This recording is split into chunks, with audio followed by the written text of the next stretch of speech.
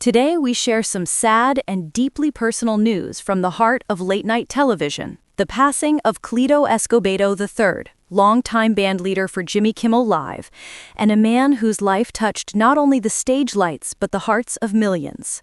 On November 11, 2025, Escobedo left us at the age of 59, leaving behind a legacy that encompasses music, friendship, and the hidden struggles of a life lived in public yet fought in private. Cleto Escobedo III's story begins in Las Vegas, Nevada, where he was born on August 23, 1966. From an early age, he was immersed in music, following his father's example. The elder Cleto Escobedo Jr. had stepped back from touring to raise his son, trading saxophone solos for the life of a busboy at Caesar's Palace so that his son might pursue what he once did. Young Cleto soaked it all in, learning alto and tenor saxophone, practicing in the family home, and dreaming of the stage. Across the street lived another young boy named Jimmy Kimmel. Yes, that Jimmy Kimmel. The two became inseparable. Baseball in the street, sleepovers, fishing trips with Cleto's father, late show rewatches, the kind of childhood bond that rarely survives into adulthood, let alone the chaos of show business. Yet it did. When Jimmy launched his late-night show in 2003, the first call he made for the house band was to his old friend Cleto.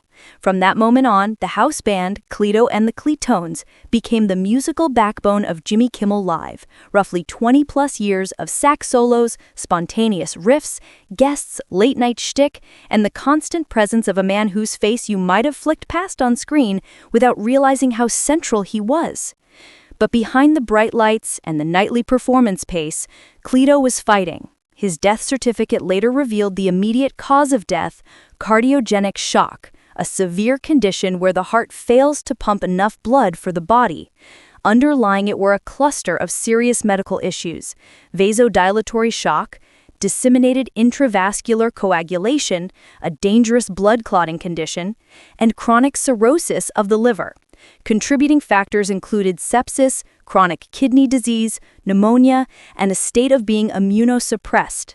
In other words, this was not a simple passing. This was a series of failures, connected and cascading, that finally claimed a life. We thought we knew only in the public domain. On the day the news broke, Jimmy posted on Instagram, "Early this morning we lost a great friend, father, son, musician, and man, my longtime band leader Cleto Escobedo III. To say that we are heartbroken is an understatement. Cleto and I have been inseparable since I was 9 years old. The fact that we got to work together every day is a dream neither of us could ever have imagined would come true."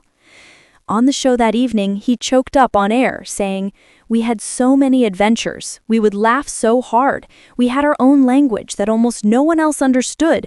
We didn't even have to say anything." The emotional tributes poured in from across the entertainment world. For instance, Paula Abdul, who first hired Cleto to play sax in a small bar in Caesar's Palace before giving him a spot on her tour, wrote, "My heart is heavy today as we say goodbye to the incredible Cleto Escobedo III. I first met Cleto when he was playing sax in a small bar at Caesar's Palace. His talent and energy were undeniable. He was pure light and soul both on and off stage. Co-stars, musicians, friends, all conveyed the same heartbreak, the same sense that this loss hits deeper than just a career passing. What's important is not just what he died of, but what he lived. From playing with major acts like Paula Abdul and Mark Anthony before the age of 30, to bringing his father back onto the stage as part of the house band, to leading a crew of incredibly talented musicians every night on national TV, Cleto built his life on music, friendship, loyalty. He once said that joining Jimmy's show was the best gig ever. And there is a powerful truth in that. As his father gave up touring so he could be present, Cleto gave up nothing of his artistry or ambition. He simply carried it into a new realm. In the last months of his life, however, his absence from the show became noticeable. Weeks without appearing, repeated episodes aired, signs that his health was deteriorating. Jimmy revealed that they established 2 fundraisers, one for the medical staff at UCLA where Cleto received care, and another for the Animal Foundation in Las Vegas to honor Cleto's love of animals. These efforts reflect not just how the show lost a band leader, but how a community lost a friend. Because at the heart of this story is friendship. Jimmy said, "There's no one in my life I felt more comfortable with." That kind of bond is rare in Hollywood, rare in show business altogether. And isolating, perhaps. When you stand next to success, when you ride a beloved show, you might feel invincible. But illness doesn't care about stage presence, sax solos, or iconic late-night cues. It cares about biology.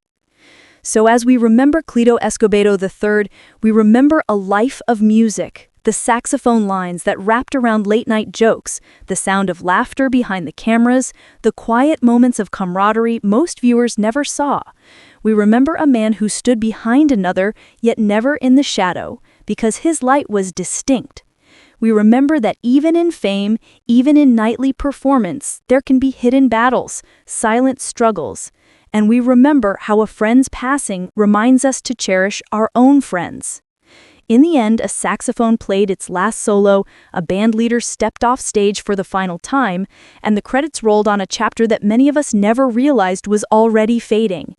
And yet the music remains, the laughter remains, the memories remain. To Cleto's wife Lori and children Cruz and Jesse, to his father and family, to the countless fans who never knew his name but knew his sound, thank you for holding a man like him in your lives. Make sure to like, subscribe, and stay tuned for more celebrity updates just like this.